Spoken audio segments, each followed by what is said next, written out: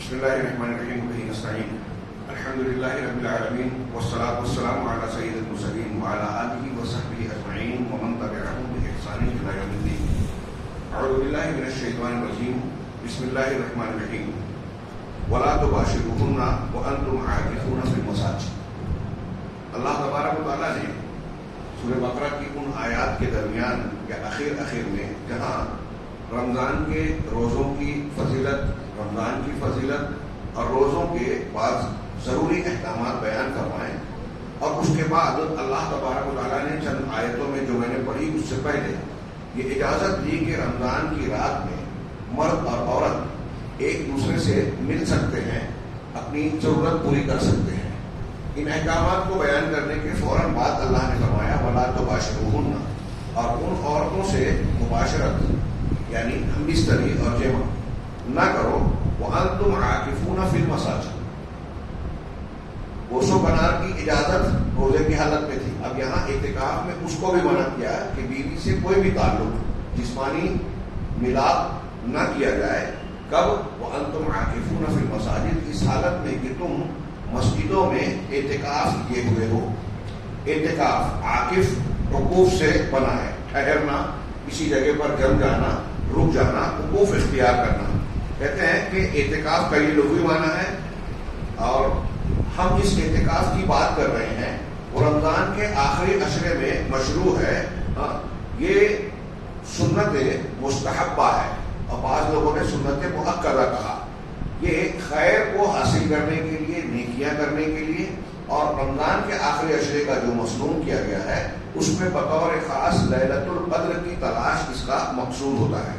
شرعی اعتبار سے شریعت میں اعتکاف کسے کہتے ہیں، اس کا معنی، مفہوم اور تعریف کرتے ہوئے اہل علم الگ الگ الفاظ بیان کرتے ہیں. ایک جملہ یہ ہے یا ایک تعریف یہ ہے اعتکاف کی، لزوم المسجد والاقامۃ فیہ بنیۃ التقرب الی اللہ عز وجل وهو مصنون فی رمضان ویجب بالنظر، کہ مسجد کو لازم پکڑنا، مسجد میں جم جانا، ٹھہر جانا، اور اس میں اقامت کرنا اللہ عز و جل کا تقرب حاصل کرنے کے لیے. اور یہ رمضان میں مسنون ہے اور نظر کے ساتھ واجب ہے. اگر کسی نے نظر مانی ہے کہ میرا فلاں کام ہو گیا تو میں اتنے دن کا اللہ کے لیے اعتکاف کروں گا، تو پھر واجب ہو جائے گا، فرض ہو جائے گا وہ پوری ہونے پر. اسی طریقے سے یہ جو رمضان میں مسنون کہا، رمضان کے علاوہ بھی اعتکاف کیا جا سکتا ہے. اعتکاف کو اچھی طرح سمجھ لیں کہ یہ بھی ایک عبادت ہے. آپ نے کئی مقام پر قرآن میں اس کا ذکر دیکھا ہے، پڑھا ہے. اللہ تبارک و تعالیٰ نے سیدنا ابراہیم اور اسماعیل علیہ السلام کو کہا وَطَهِّرْ بَيْتِيَ لِلطَّائِفِينَ لِلْعَاكِفِينَ کیا ہے وَطَهِّرْ بَيْتِيَ لِلطَّائِفِينَ وَالْعَاكِفِينَ وَالرُّكَّعِ السُّجُودِ، کہ میرے گھر کو پاک کیجئے، صاف کیجئے، طواف کرنے والوں کے لیے، اعتکاف کرنے والوں کے لیے، اور رکوع و سجدہ کرنے والوں کے لیے. طواف، اعتکاف، رکوع سجدہ، یہ سب عبادت ہے. نماز، رکوع سجدے سے مراد نماز پوری ہو گئی. تو اللہ تبارک و تعالیٰ نے تعمیر کعبہ، اپنے گھر کی تعمیر کے ساتھ ساتھ انہیں یہ حکم دیا کہ اس کی پاکی اور صفائی رکھیں. مسجدوں کو پاک صاف کرنے کا حکم اللہ نبی کو، امام الانبیاء کو دے رہا ہے، ابو الانبیاء کو. یہ کوئی چھوٹا کام نہیں ہے.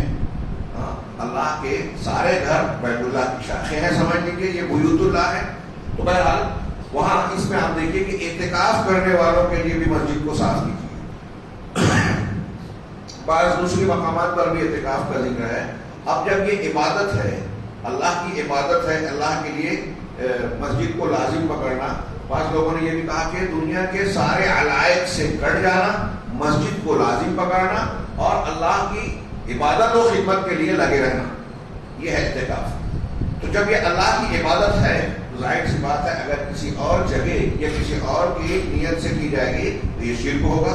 حضرت ابراہیم علیہ السلام کے جملے میں آپ دیکھیے اپنی قوم سے مخاطب ہو کے کہتے ہیں ما هذه التماثيل التي انتم لها عاكفون، کہ یہ بت اور مجسمے کیا ہیں جس کا تم اعتکاف کرتے ہو.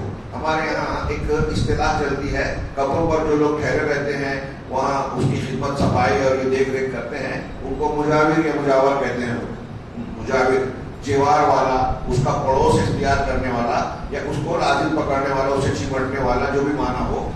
جیوار سے بنا ہے، جوار سے، تو مجاور کہتے ہیں. یہ دراصل وہ وہاں مستقل ٹھہرا ہے اس لیے اس کو مجاور کہتے ہیں.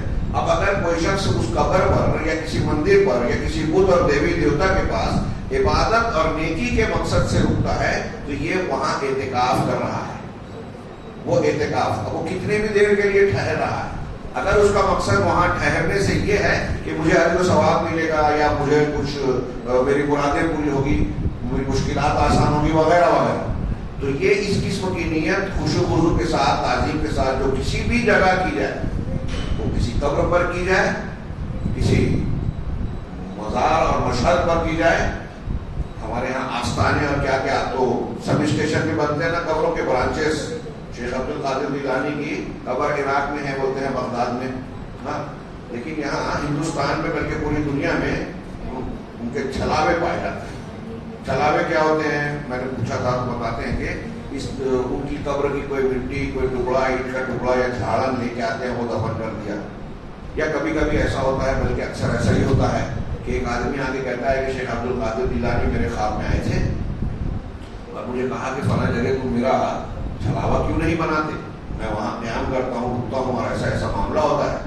پھر وہ اس کا پہلے سے ایک پلاننگ کیا ہوا ساتھی رہتا ہے، وہ کہتا ہے کہ ارے شیخ عبد القادر جیلانی جب اس کے خواب میں جا رہے تھے تو میرے پاس بھی رکے تھے کہ میں اس کے پاس جا رہا ہوں، یہ بولوں گا تو ان کی تائید کرنا. تو دو تین لوگوں نے بولا تو یہ لوگوں کے لیے وحی الہی سے بڑھ کے ہو جاتی ہے جاہلوں کے لیے. ہاں ہاں ٹھیک ہے، چھلاوا بناؤ.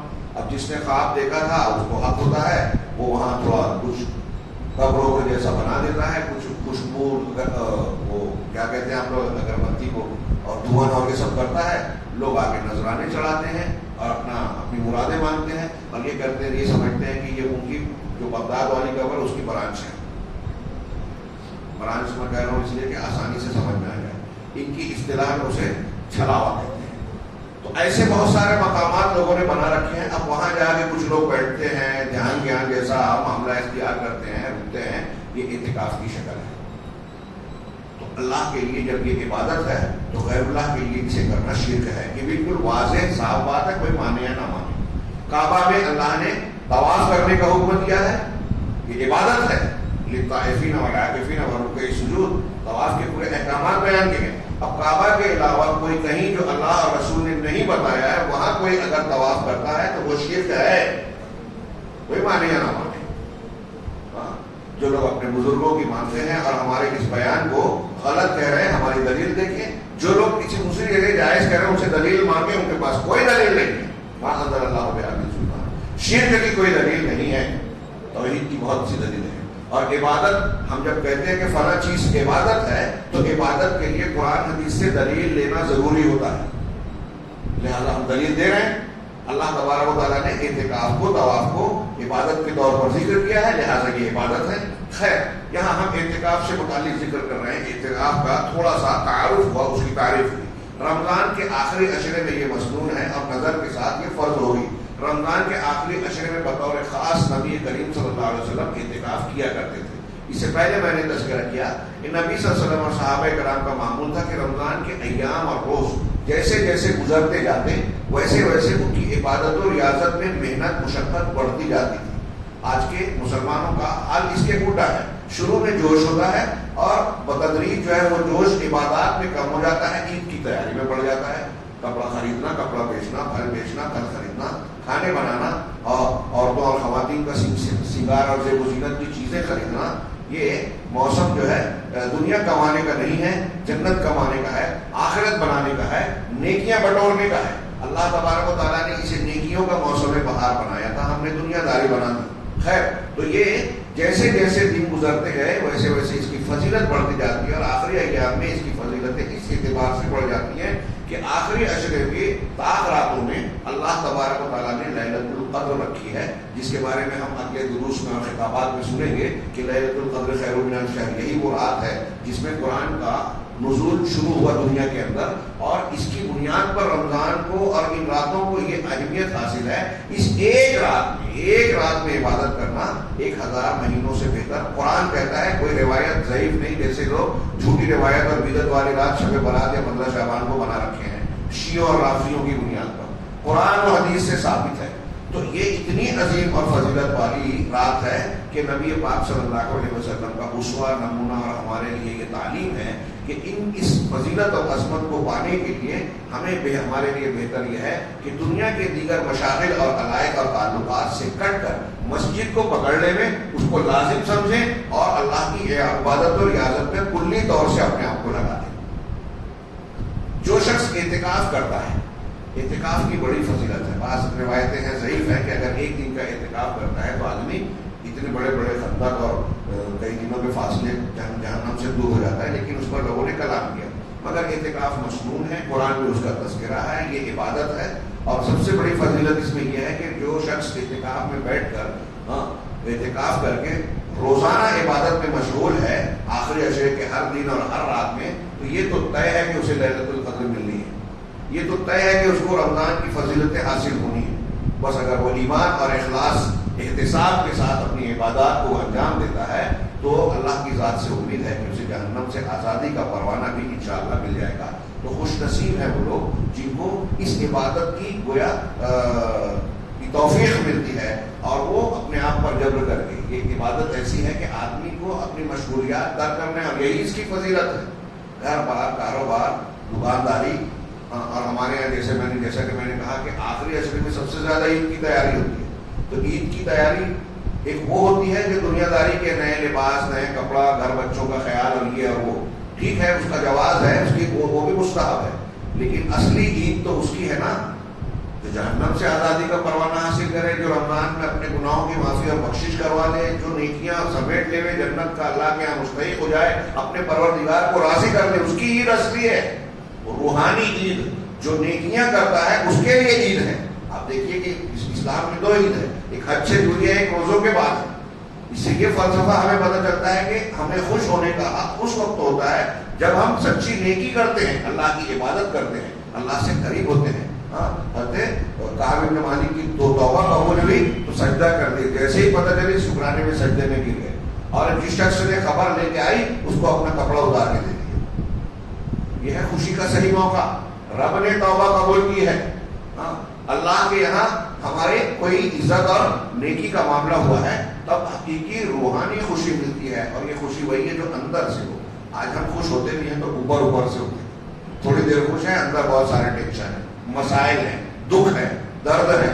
یہ اصلی خوشی نہیں ہے. تو اصلی خوشی نیکیوں سے حاصل ہوتی ہے.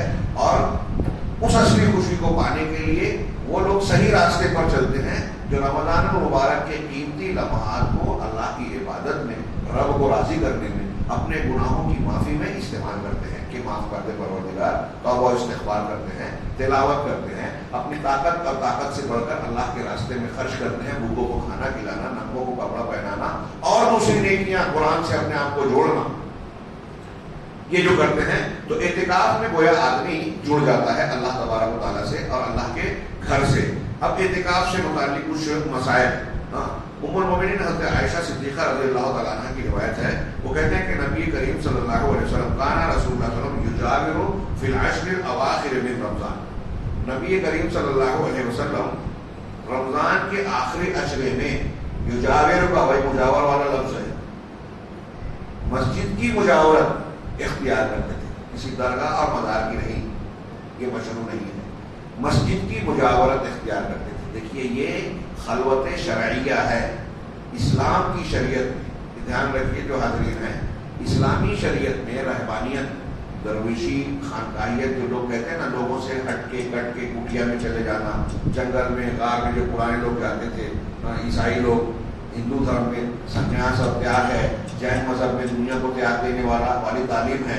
یعنی وہاں یہ ہے کہ اگر آپ روحانیت چاہتے ہیں تو دنیا کو، دنیاوی ضروریات کو، فطری ضروریات کو چھوڑ دینا ہوگا. شادی مت کرو، شادی کر بھی لیا تو بیوی بچوں کو چھوڑ دو. مہاویر جی، گوتم بدھ جی اور ان کے سب کی تعلیمات ایسی ہیں. اسلام دین اور دنیا، مادہ اور روح دونوں کو کا لحاظ کرتا ہے. جسمانی تقاضوں کی بھی بھرپائی کرتا ہے اور روحانیت کو بھی بلندی اور بالغی عطا کرنے کے زبردست اور انتہائی فطری اصول ضابطے بتاتا ہے.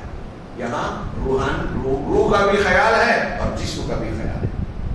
یہاں یہ نہیں کہا گیا کہ اگر آپ اللہ سے قریب ہونا چاہتے ہو تو بیوی بچوں کو بالکل لیا چھوڑ دو.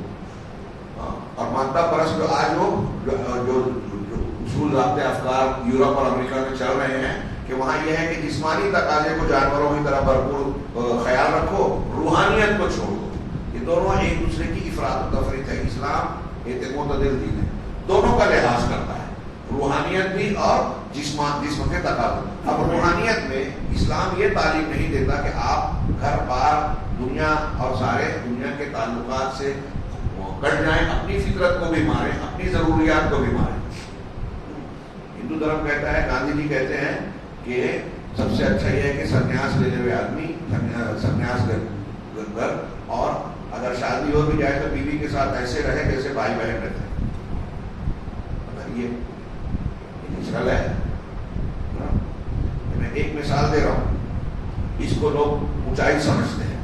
جی نہیں, اسلام کہتا ہے ہر حقدار کو اللہ نے ہر ایک کا حق ادا کیا ہے, ہر حقدار کو اس کا حق ادا کرو. نیچر کا, فطرت کا جو نظام ہے, اس کو اگر توڑا جائے گا تو پرابلم پیدا ہوں گے, مسائل کھڑے ہوں گے جو حل نہیں ہوں گے. تو اسلام نے اس کو نہیں کہا. لیکن انسان کے اندر اگر عبادات کا جذبہ ہے تو اس کی تسکین کا بھرپور سامان کیا.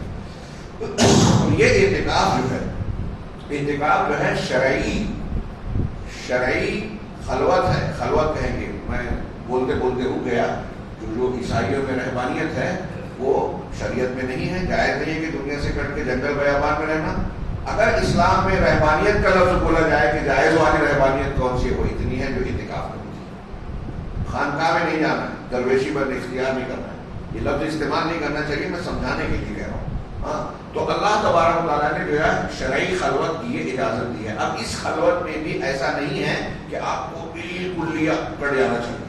میں نے بعض تبلیغی جماعت کے دوستوں سے ایسا سنا کہ ان کے یہاں چلہ کشی ہوتی ہے, چلے کے لیے نکلتے ہیں اور استدلال کرتے ہیں کہ حضرت موسیٰ علیہ السلام اللہ تعالیٰ سے ملنے گئے تھے تو 30 دن کا, اور بعد میں اس کو 10 اور بڑھا دیا گیا اور کہا کہ یہ فتح میقات ربک 40 لیلہ, تمہارے پروردگار کی میقات 40 رات 40 دن کی ہو گئی, پوری ہو گئی.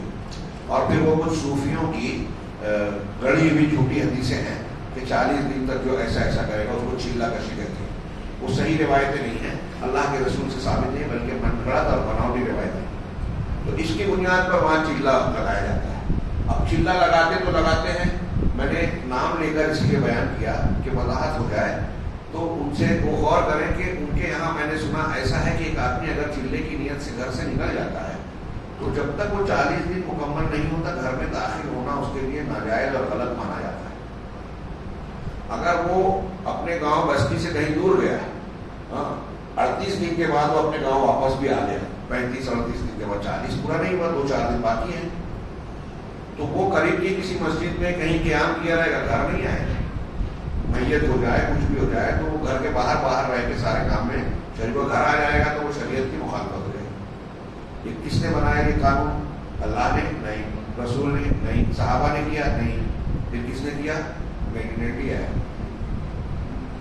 مولوی الیاس صاحب اور ان لوگوں کے بات کیے, ایجاد ہے, بڑا اچھا کام, بڑا اچھا کام, بڑا اچھا کام.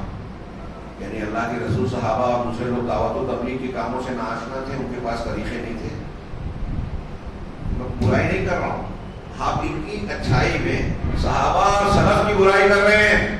یہ کہہ رہے ہیں ان کو پتہ نہیں تھا, ان کو پتہ ہے. وہ علماء کو دعوت کے لیے بھیجتے تھے, یہ جاہلوں کو بھیجتے ہیں اور الٹے سیدھے مسائل بیان کرتے ہیں, دین کا کماڑا کر رہے ہیں. اور یہ غلط سلط مسائل شریعت میں جس چیز کو کا وجود ہی نہیں ہے اس کو پابند بنا دیا کہ اس کی یہ ضروری ہے, یہ فرض ہے, یہ سنت ہے, یہ جائز نہیں ہے کہ گھر جائے. کس نے بنایا یہ شریعت؟ عجیب و غریب معاملہ ہے.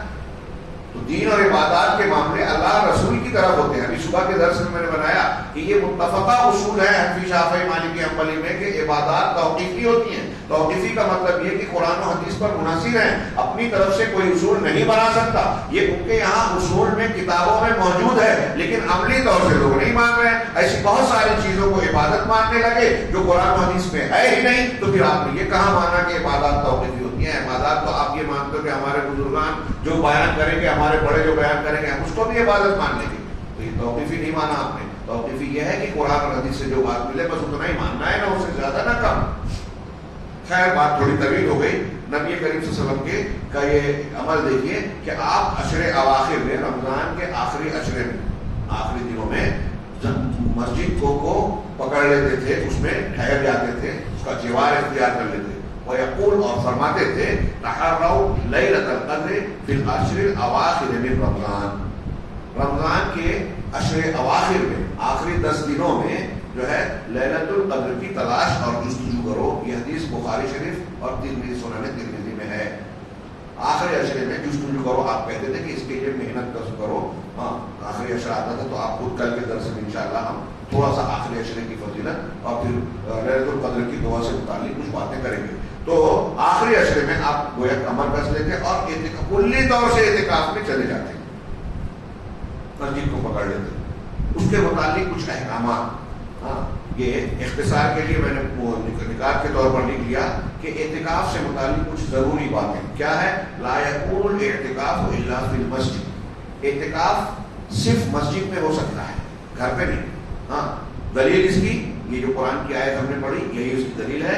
وَأَنْتُمْ عَاكِفُونَ فِي الْمَسَاجِدِ. اللہ تعالیٰ نے اعتکاف کا خاص ذکر کرتے ہوئے کہا کہ مسجدوں میں تم اعتکاف کیے ہوئے ہو. اس کا مطلب اعتکاف مسجد میں ہی ہوگا. ہمارے یہاں کچھ لوگ کہتے ہیں کہ خواتین گھر میں اعتکاف کر سکتی ہیں. ہاں مجھے حیرت ہے کہ اقبال کیلانی صاحب جو اردو کے مسائل، ان کی اردو کتاب ہے، ان کی یہ سیریز مفید ہے عوام کے لیے بطور خاص، بہت اچھی ہے. بہت اچھے مسائل اکٹھا کر دیا اس موضوع پہ کیا. لیکن اس میں انہوں نے بھی یہ بیان کیا کہ عورتیں مسجد گھر میں اعتکاف کر سکتی ہیں. اس کی کوئی دلیل ہے نہیں. انہوں نے کیا دیا مجھے اس وقت یاد نہیں. عام طور سے جو بات بیان کرتے ہیں آگے دلیل کا ذکر کرتے ہیں، تو جو بھی انہوں نے ذکر کیا ہے وہ دلیل نہیں ہے، ثابت نہیں ہے. یہاں قرآن کی آیت بتا رہے کہ تم اعتکاف میں ہو ایک مسجدوں میں. یہ ایک قرآن کی دلیل. نبی کریم صلی اللہ علیہ وسلم کے ساتھ آپ کی ازواج مطہرات نے بھی بعض مرتبہ اعتکاف کیا. اکا دکا لوگ کرتی تھی تو انہوں نے بھی مسجد میں کیا. ایک مرتبہ ایسا ہوا کہ آپ تشریف لائے اعتکاف کے لیے تو دیکھا کہ ساری بیویوں نے جو ہے اعتکاف کے لیے معتکف پردہ ڈال رکھا ہے مسجد میں. کہا یہ کیا ہے؟ کہا آپ کی تمام ازواج نے رکھا ہے. تو آپ نے کہا کہ اس سال میں اعتکاف رمضان میں نہیں کروں گا. آپ نے رمضان میں اس مرتبہ اعتکاف نہیں کیا کیونکہ ساری بیویاں جب مسجد میں رہیں گے، آپ بھی رہیں گے تو گھر جیسا ماحول ہو جائے گا، اعتکاف کہاں رہا. تو آپ نے نہیں کیا. اور شوال میں آپ نے اس کی قضا، پتہ چلا کہ شوال قضا بھی کیا جا سکتا ہے اور رمضان کے علاوہ بھی اعتکاف کیا جا سکتا ہے. وہاں الگ مسائل ہیں کہ روزہ رکھنا ضروری ہے کہ نہیں ہے. تو علماء نے بیان کیا کہ روزہ رکھ کے اعتکاف کرنا بہتر ہے، نہ بھی رکھے تو اعتکاف کیا جا سکتا ہے. عمر فاروق رضی اللہ تعالیٰ عنہ نے نظر مانی تھی ایک دن کے اعتکاف کی، آپ نے اس کی اجازت دی. یہاں شاید میں آگے بھول جاؤں، یہ بھی ایک مسئلہ ہے کہ کم سے کم کتنی دیر کا اعتکاف کیا جا سکتا ہے. تو میں نے شیخ ابن باز کی تحریر پڑھی، فقہ الحدیث میں دیکھا، اور کئی لوگوں کا تو کہتے ہیں کہ صحیح قول کے مطابق اعتکاف کی کم سے کم وقت کی کوئی مدت مقرر نہیں ہے. یہ کہتے ہیں علامہ شوکانی وغیرہ بھی یہی کہتے ہیں، سلفی ہیں. لیکن میرے لیے، میں اپنا ذاتی طور پہ کہہ رہا ہوں اور میں کوئی بڑا عالم نہیں ہوں، ہو سکتا ہے مجھ سے خطا ہو، شیخ بھی یہاں موجود ہیں، میں ایسا مانتا ہوں جیسے ہم یہ کہہ رہے ہیں کہ عبادات توقیفی ہوتی ہیں تو ہر چیز کے لیے دلیل ہونی چاہیے. ہمارے پاس کم سے کم اعتکاف کا جو ثبوت دکھائی دیتا ہے وہ بھی میں نے کہا صحیح بخاری میں حضرت عمر فاروق نے جو نظر مانی تھی ایک دن کا تھا، ایک دن کا. لہذا حدیث میں جتنی مدت کا ذکر ہے اس کا لحاظ کیا جائے تو میں سمجھتا ہوں، بہت احتیاط سے کہہ رہا ہوں، میں سمجھتا ہوں کہ یہ بہتر ہے. اب ہمارے یہاں ایک طریقہ لوگ اختیار کرتے ہیں کہ اگر آپ مسجد میں جا رہے ہو 20 منٹ کے لیے، آدھے گھنٹے کے لیے، ایک نماز کے لیے، تو جاتے جاتے اعتکاف کی نیت کر لو، وہ اعتکاف ہو جائے گا. یہ ذرا سا قابل غور بات اس لیے ہے کہ اگر ایسا ہوتا تو صحابہ کرام اور سلف نیکیوں میں ہم سے بہت زیادہ سبقت رکھنے والے تھے، بہت آگے تھے. اگر کوئی شرعن کوئی نیکی ہے تو ایسا نہیں ہو سکتا کہ وہ نہ کیے ہوں ہماری سمجھ میں آ جائے. ہمیں میری ذاتی طور پر شیخ کے اگر علم میں ہو تو بتائیں ذاتی طور پہ میں نہیں جانتا کہ صحابہ کرام یہ عمل کرتے ہوں کہ جب بھی مسجد میں جاتے ہوں یہ نیت کرتے ہوں کہ ہم نے اعتکاف کی نیت کر لی، جب تک رہیں گے اتنی دیر تک اتنی دیر تک، یا بعض صحابہ نے کبھی کبھی گھنٹے 2 گھنٹے کے لیے کیا ہو، مجھے علم اس کا نہیں ہے۔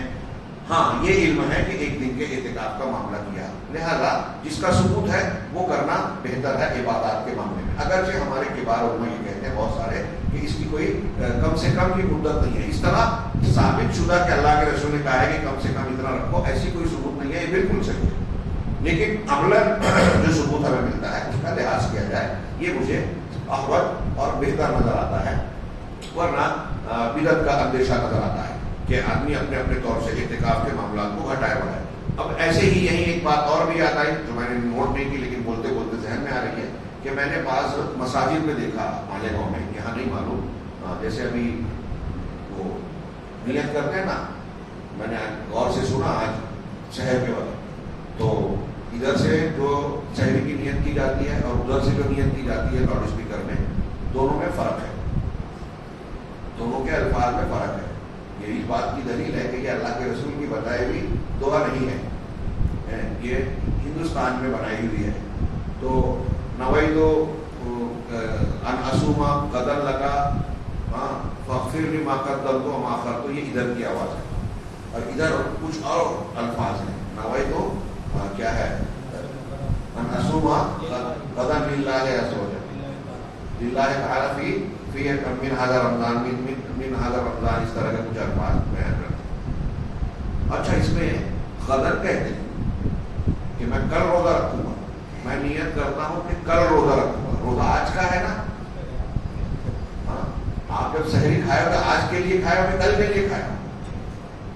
یہ ہمارے یہاں ہندوستان میں سورج نکلنے کے بعد دن بدلتا ہے، لیکن اسلامی طور سے سورج ڈوبنے پر دن بدلتا ہے، اور انگریزی تاریخ میں رات کے 12 بجے دن بدلتا ہے۔ تو ہمارے یہاں عرف میں عوامی سطح پہ جو دن بدلنے کا تصور تھا وہ بناوٹی دعا میں بھی آ گیا کہ سورج نکلے گا تو کل والا روزہ رہے گا، تو روزہ آج کا رکھ رہے ہیں، نیت کل کی کر رہے ہیں۔ یہ اس بات کی دلیل ہے کہ یہ حدیث سے نہیں ہے۔ ایسے ہی میں نے دیکھا کہ بعض مسجدوں میں اعتکاف کی نیت لکھی ہوئی ہے، مسجد میں جا رہے ہیں تو اعتکاف کی نیت کرنے کا الفاظ بیان کیے گئے ہیں، یہ بھی قرآن و حدیث سے نہیں ہے۔ میں نے اس سے پہلے شاید بیان کیا، رمضان کے روزوں کی نیت ہو، یہ اعتکاف ہو اس کی نیت ہو، نماز کی نیت ہو، ان جگہوں پر الفاظ ثابت نہیں ہے۔ نیت کا معنی ہی ہوتا ہے دل کا ارادہ، نوا ینوی، نیت دل میں ارادہ کرنا، انما الاعمال بالنیات، اور کیا ہے من نوا کا لفظ ہے، اپنے عمل سے جو نیت کرے ارادہ کرے، خیر تو نیت دل کے ارادے کا نام ہے۔ ہم زیادہ سے زیادہ یہ کہہ سکتے ہیں کہ اللہ تبارک و اللہ کے رسول صلی اللہ علیہ وسلم جب حج یا عمرے کا احرام باندھتے تھے تو اس وقت تلبیہ پکارتے ہوئے یہ کہتے تھے کہ میں لبیک حجۃ و عمرۃ، تو حج اور عمرے کی نیت اس طرح کرتے تھے جو الفاظ سے قرآن حدیث سے ثابت ہے۔ باقی دوسرے مقامات پر شاید کوئی ایک آدھ جگہ ہو جو حج کے جیسا ملے۔ یہ نماز روزہ ان میں کہیں بھی الفاظ نہیں ہیں، وضو کے الفاظ نیت کے نہیں ہیں، بسم اللہ کر کے شروع کیا جائے۔ بہرحال یہ اعتکاف کی نیت کے بھی الفاظ ثابت نہیں ہیں۔ تو ایک یہ بات بتائی کہ اعتکاف مسجد میں ہوگا، کون سی مسجد میں ہونا چاہیے؟ جامع مسجد میں، جامع مسجد میں۔ خاص طور سے علماء نے بیان کیا کہ اگر آپ اتنا 10 دن کا اعتکاف کر رہے ہو اور اس کے درمیان میں جمعہ آ رہا ہے تو پھر لازم ہے کہ آپ ایسی مسجد میں اعتکاف کے لیے اختیار کریں جہاں جمعہ ہوتا ہے۔ ہمارے یہاں اکثر و بیشتر مساجد میں ہوتا ہے، عربوں میں دیہاتوں میں آج بھی چھوٹی مساجد میں جمعہ کے دن وہ بند ہو جاتی ہے۔ میں نے کوکر میں بھی دیکھا کہ گاؤں کی کئی مسجدیں ہیں تو جمعہ کو بند ہو جاتی ہے، تو جامع مسجد ہے اس میں صرف جمعہ کی نماز ہوتی ہے۔ تو اگر ایسا ہو تو اسی مسجد کو اعتکاف کے لیے منتخب کیا جائے گا جس میں جمعہ قائم ہوتا ہے۔ کہہ رہے ہیں کہ اس کے بعد حضرت عائشہ رضی اللہ تعالیٰ عنہ کا اگر آپ اعتکاف میں کب داخل، کہا کان رسول اللہ صلی اللہ علیہ وسلم لا يدخل البیت الا لحاجۃ، نہیں کہ اعتکاف سے نکل کے گھر وغیرہ آنا۔ اس سے پہلے یہ بیان کر دیں کہ اعتکاف کا وقت کیا ہے۔ اعتکاف جو ہے وہ آپ 20ویں شب کو مسجد میں داخل ہو جائیں، یعنی 20ویں شب مسجد میں گزاریں اور فجر کی نماز پڑھ کے جو حجرہ یا پردہ ڈلا ہوا ہے اس میں فجر کی نماز پڑھ کے داخل ہوں. یہ رسول اللہ صلی اللہ علیہ وسلم کی سنت ہے. 21ویں شب کو مطلب ابھی سمجھ لیجیے کہ 20واں روزہ ہوا تو مغرب کے بعد جو ہے وہ 21ویں شب شروع ہو گئی اور اسلامی نقطۂ نظر سے سورج ڈوبا رات شروع ہو گئی.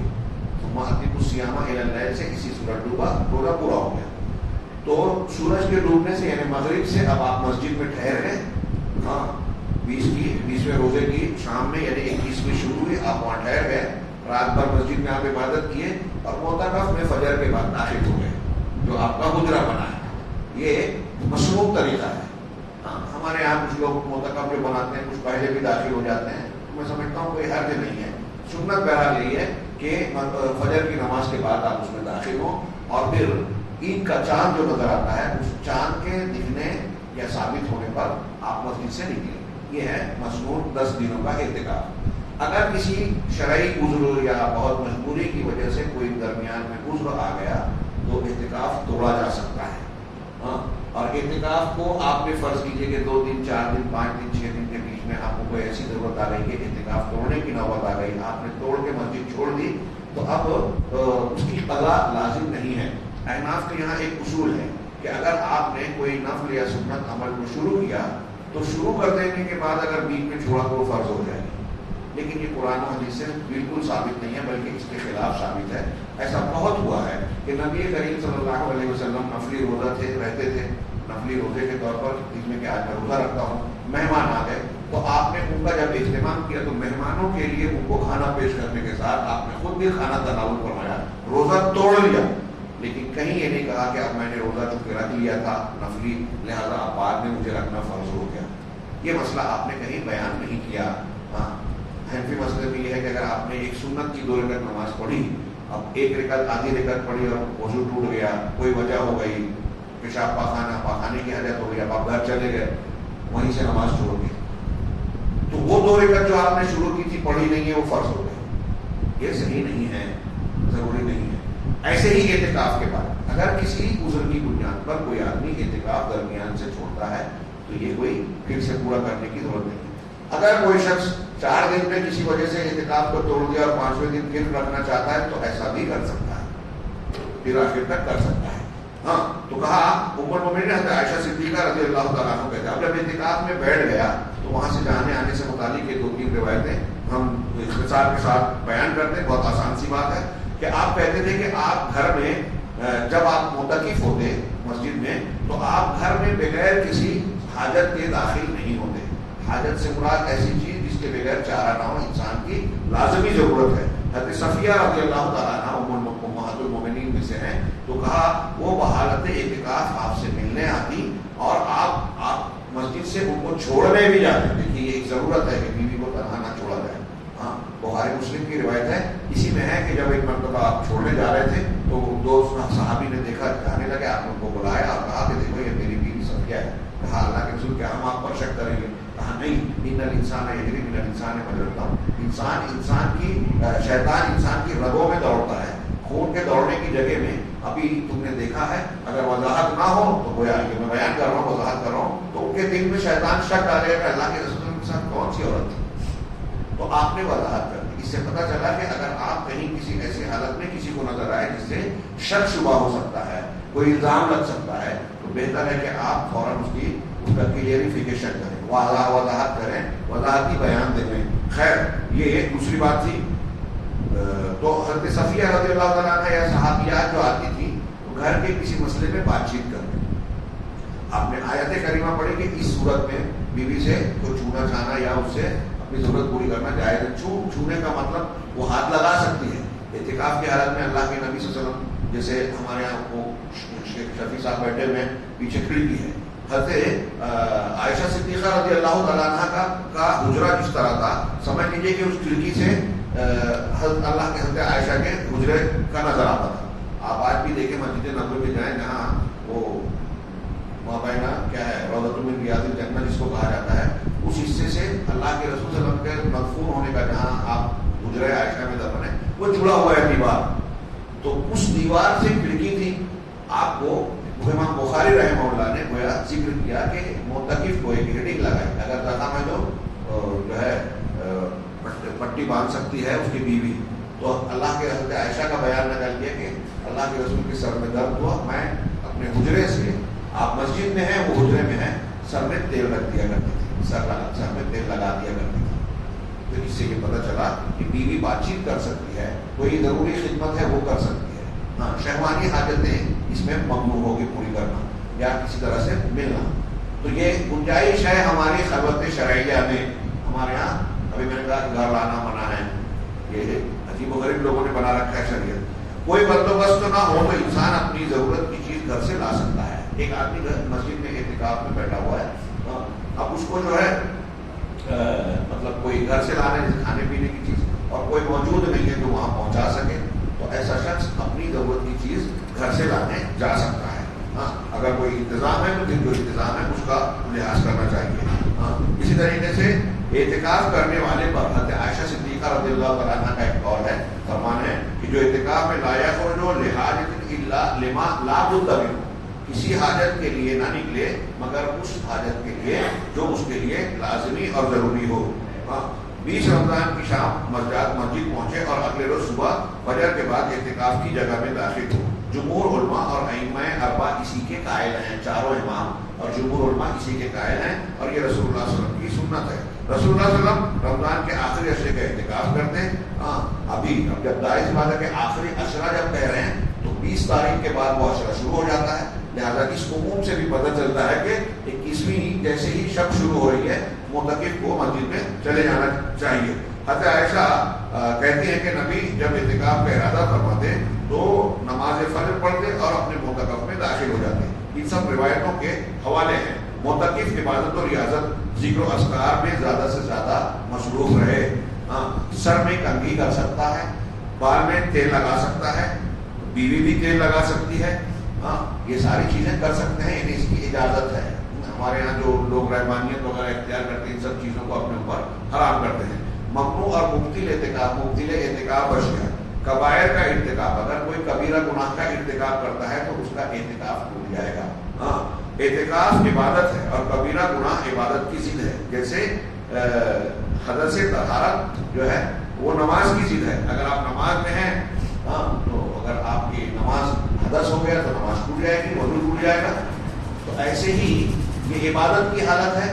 اگر آپ نے اس عبادت کے منافی کسی عمل کا ارتکاب کیا تو آپ کا وہ اعتکاف ٹوٹ جائے گا. جیسے مثال کے طور پر ایک شخص جو ہے اپنی بیوی سے ہم مستری کر لی اعتکاف کی حالت میں, تو جمع اور مستری اللہ تعالیٰ کہہ رہا ہے لا تباشرون ولا انتم عاکفون فی المساجد, تو ایسے آدمی کا اعتکاف ٹوٹ جائے گا. اسی طرح بلا ضرورت مسجد سے نکلنا, جیسا کہتے ہیں عائشہ کے قول میں موجود ہے کہ ضرورت سے مجبوری سے انسان نکل سکتا ہے. بلا ضرورت کوئی نکل رہا ہے مسجد سے, اس کا اعتکاف ٹوٹ جائے گا. عیادت اور جنازے میں شرکت. حضرت عائشہ کہتے ہیں کہ اعتکاف کرنے والے پر سنت یہ ہے کہ وہ نہ کسی مریض کی عیادت کرے, نہ جنازے میں شرکت کرے, نہ عورت کو چھوئے اور نہ اس سے مباشرت کرے. شہوت کے طور پر معتکف یہ چیزیں نہیں کر سکتا. اب ہندوستانی ماحول میں یا کہیں بھی ہم دیکھتے ہیں کہ اگر میت ہو گئی اور خاص طور سے اگر قریبی رشتہ ہے تو اس میں شرکت نہ کرنا بڑا مسئلہ ہے. ایک آدمی یہ سوچتا ہے کہ بھائی روز روز تھوڑی ہوتی ہے. تو ایک طریقہ بعض جگہوں پہ میں نے دیکھا یہ ٹھیک ہے کہ اگر باپ بیٹا ہیں, بھائی بھائی ہیں, بالکل قریبی رشتے دار ہیں, تو گاؤں میں جہاں مسجد میں معتکف ہے اس کی لاش لے جا کے معتکف کو دکھا دی جاتی ہے دیکھنے کے اندر. اب ہمارے یہاں اگر یہ ضروری سمجھا جاتا ہے کہ جنازے میں شریک ہو کے مٹی دینا وغیرہ وغیرہ, اگر کوئی اتنا ضروری سمجھتا ہے تو بعض اہل علم کہتے ہیں, اور مجھے بھی یہ ٹھیک لگتا ہے کہ اگر آپ کو اتنا لازمی لگتا ہے کہ اعتکاف تو ہم آئندہ سال بھی کر سکتے ہیں اگر زندہ رہے, یہ معاملہ تھوڑی روز روز ہوگا. میرے ابا آج انتقال کیے ہیں, بار بار یہ میت کا معاملہ نہیں ہوگا. تو اگر آپ کو اتنا خیال ہے اور اس طرح تو اعتکاف توڑ دیجیے, اس کی گنجائش ہے.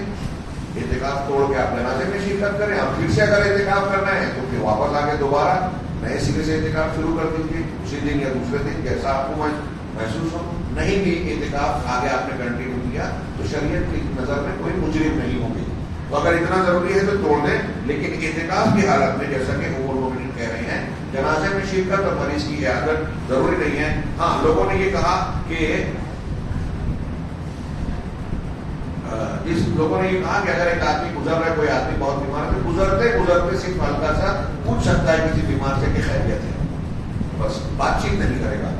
ایک یہ اسی طریقے سے اگر کوئی عورت مسجد میں معتکف ہے، اب اس کو اگر منتھلی کورس آ گیا، ماہانہ کو جس کو حیض کہتے ہیں، اسے حیض کا خون آ گیا تو اس کا اعتکاف ٹوٹ جائے گا. یہ لا احل المسجد لحائض ولا جنون، یہ ایک ضعیف روایت ہے.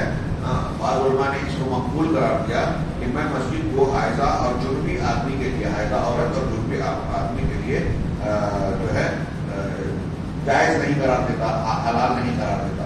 اس کو بعض علماء نے ضعیف اور بعض نے صحیح کہا ہے، لیکن یہ بات تو طے ہے کہ وانتم کیا ہے، قرآن میں بھی اس کا ذکر ہے کہ ناپاکی کی حالت میں مسجد میں نہیں ہونا چاہیے، الا یہ کہ کسی کو گزرنا پڑے، بس راستہ ہو یا کوئی ایسی مجبوری آ جائے تو اس کے الا عابری سبیل کا لفظ قرآن میں استعمال کیا گیا. تو یہ قرآن سے بھی ثابت ہوتا ہے. ایک آخری مسئلہ یہ اس میں بیان کیا کہ شوہر کی اجازت کے بغیر عورت اعتکاف نہ رکھے، نہ کرے. یعنی اعتکاف اگر کرنا ہے تو عورت کو شوہر کی اجازت لینا ہوگی. اور چونکہ مسجد میں ہے اس لیے ایک دوسری بات یہ بیان کرتے ہیں کہ مسجد ایسی مسجد میں خواتین کو اعتکاف کرنا ہوگا جہاں عورتوں کے لیے حفاظت کا اور ان کی ضروریات کی تکمیل کا انتظام، ان کے تحفظ کا، ان کی جو ضروریات ہیں اور نسوانی اعتبار سے جو شرعی آداب ہیں اس کا پورا جہاں لحاظ رکھا جا سکے، ایسے مقام پر وہ اعتکاف کریں گی. اگر ایسا انتظام نہیں ہے تو ان کو اعتکاف نہیں کرنا ہے. اور جیسا کہ میں نے کہا کہ گھر میں بھی نہیں کرنا ہے. گھر میں اعتکاف اور خواتین کرتی ہیں، ایک طرف جو ہے وہ ان کا معتکف ہوتا ہے، دوسری طرف چولہا چکی کچن ساری چیزیں ہیں، تو وہ گھر کا ماحول ہی رہتا ہے، وہ اعتکاف نہیں ہوتا. اور سب سے بڑی بات یہ کہ اس کا کوئی ثبوت نہیں ہے. یہ اعتکاف سے متعلق چند باتیں میں نے عرض کی. میں چاہوں گا یا حاضرین سے اور جو حاضر نہیں ہیں ان تک یہ بات پہنچائی جائے کہ یہ رمضان المبارک کے آخری عشرے کی ایک خاص عبادت ہے، بہت ہی فضیلت والی ہے. جو لوگ اعتکاف میں عملاً حصہ لیتے ہیں وہ یہ جانتے ہیں کہ یہ کتنی بابرکت عبادت ہے. آدمی جو لوگ اعتکاف سے فارغ ہوتے ہیں نا، ان کو گویا ہے ایک طریقے سے اندرونی تزکیہ اور طہارت حاصل ہوتا ہے. صوفیہ بہت سی بات کرتے ہیں نا، تزکیہ دل کی صفائی، دل کی صفائی. آپ اعتکاف کر کے دیکھیے ایک مرتبہ، آپ کو محسوس ہوگا کہ حقیقت میں آپ بدل گئے ہیں. اور یہ تبدیلی نیکی، صلاحیت، صالحیت اور اللہ سے قربت والی تبدیلی ہوتی ہے. انسان کے ذہن و دماغ میں روحانیت کا غلبہ ہوتا ہے. اللہ تبارک و تعالیٰ اس روحانیت اور ایمان کی لذت سے ہمیں آشنا